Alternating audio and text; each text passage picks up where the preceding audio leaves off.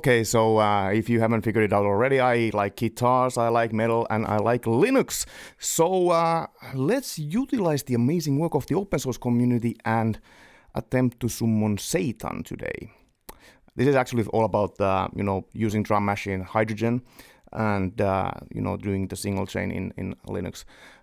You need a guitar, cheap chord, audio interface to plug it all in. Any cheap one will do. I used this for a very long time, this M-Audio one. And then you need a computer. And zero money for software, pedals, effects to get all that I just did, basically. This kind of continues from my previous video that I did for Linux guitarist, yet another amazing metal tone or something like that. Because the single chain is exactly the same that I'm using with my guitar, but I just have the post effects disabled. If I go to my second screen here, we can see that I have the gate, compressor, then I have a booster, then I have the lead pedal. That lead pedal then splits the signal to two different amps. I use Supersonic on my right channel and then Cream Machine on my left channel. And both of those go to their own independent convolution plugins that load the actual impulse response. And the impulse response that I use is the Guitar Hack Original Between in both of them. And then I just have the post effects here and a tuner and so on. The post effects all are like not on, and also the reverb doesn't have the on-off button, but I have the all tri single here. If you take a look at the patch bay, that shows how they are all wired. I can go a little bit better view there. Sorry about that. So here is my physical inputs that I have, and guitar is in channel 1. It goes to the tuner directly. It doesn't have to go anywhere else from that. And then it just goes to the gate, compressor, booster, lead pedal. Then it splits to the both amplifiers. Amplifiers having the convolution plugin, which is the impulse response. Then the post effects, chorus, digital delay, reverb. And then I gather it all into this plugin that just mixes it all together, because I wire it in so many different outputs. It's just a cleaner way of doing all that. Then using the Hydrogen. So let's go for that view.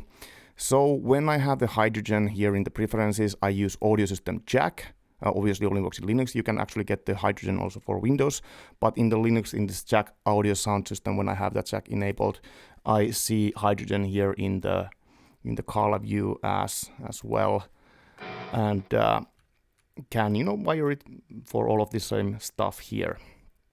And yeah, that compressor one, that's my microphone, and there's just capture channel 3 is my microphone going through this, so that I can just disable the whole voice, and some compressor to make my voice a little bit more consistent.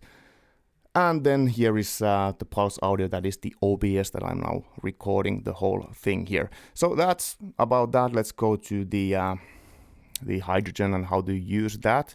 So you have these patterns here. So what I did here in the beginning was this kind of song that I just quickly put together. Not a song, just riffing out of my head.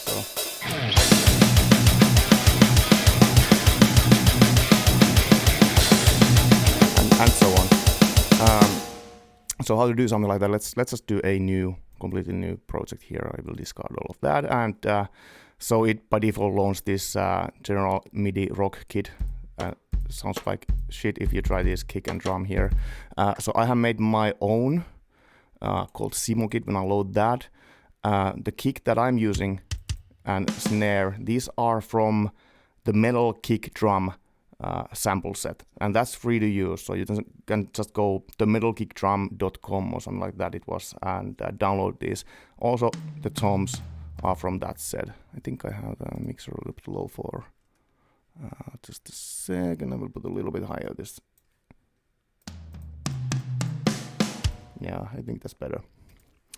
And so when you have loaded the or created your set, for the crashes and these these come from various sources.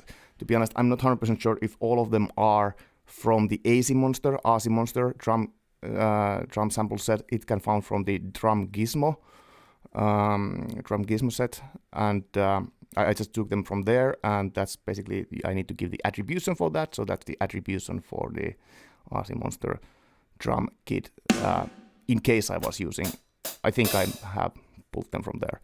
Anyway, so when I have the kick loaded, so just, you can Google how to create these, but the point is that it's not just one sample for these when you load. There actually is, like for this kick, there's like many different kicks, and then you can have this setting that whether it uses the sample randomly or is there some sort of that it chooses one and then the other and then the other and then the other and so on.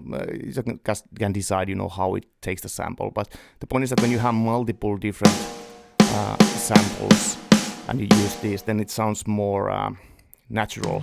That they are not that much like a drum machine. But yeah.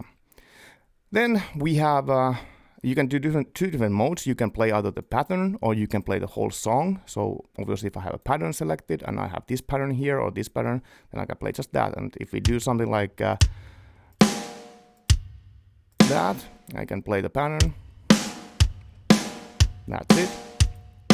Or if I will put the pattern here like 4 times like that, and then I play the song, then you can see the arrow going like that. And I can have multiple patterns playing at the same time, so I could add the hat for this one, and do it like that.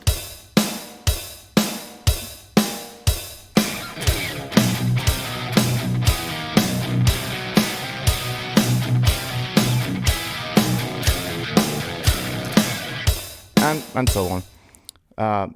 So this is a really fast tool to use when you want to write some metal riffing or any riffing. I just like to use it. Just make something like Stevie T would say, like bootcamp, booty camp. So that would be. I'll do a double time here. Bootcamp, booty camp. Oh, something's wrong. Do like that. Boot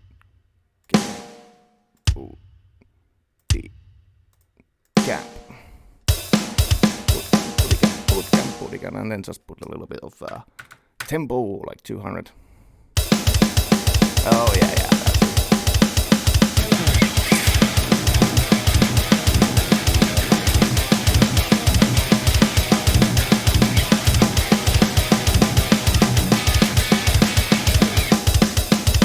And that's basically how you do it. So I'm not going to do anything more here. This was just to basically introduce use hydrogen as a drum machine and how fast it can be utilized for riff writing and things like that. So yeah, here you go. I hope you enjoyed. Thanks.